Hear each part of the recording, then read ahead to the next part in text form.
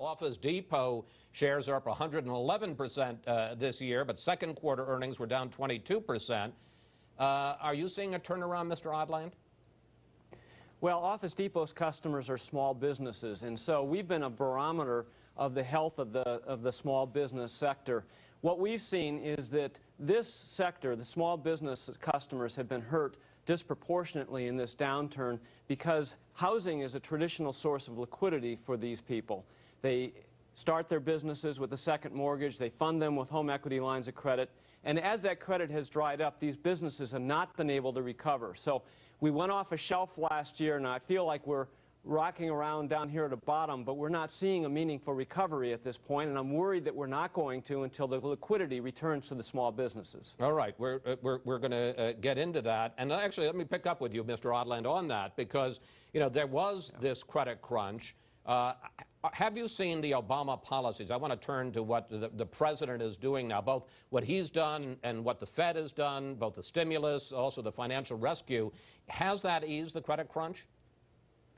Well, the stimulus money has not gone to small businesses. This is an unusual recession in that it's been banking-led and housing-led. And so as these sources of cash have dried up for small businesses, they haven't been replaced by stimulus money or any other money.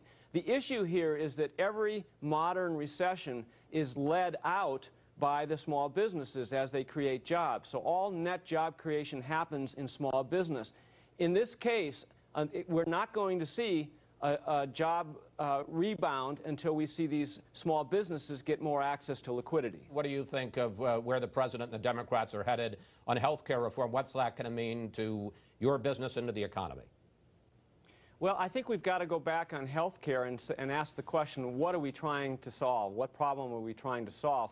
We seem to have about 45 million Americans who are not covered. Half of them have access and choose not to buy it, which is, I think, an American choice. Half of the rest are illegal aliens. We have to debate that. I think what we're trying to solve is access for about 5 to 7 million Americans out of 310 million Americans.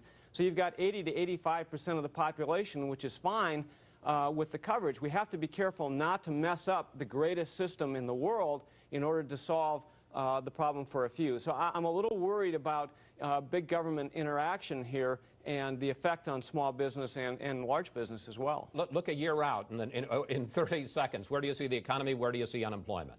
I think we need to get the liquidity to the small businesses to start to create jobs. If we do that, we will have a slow, steady recovery in 2010. But I think it's going to take 2 to 3 years to get back to where we were 2 years ago. So this is going to be a long haul.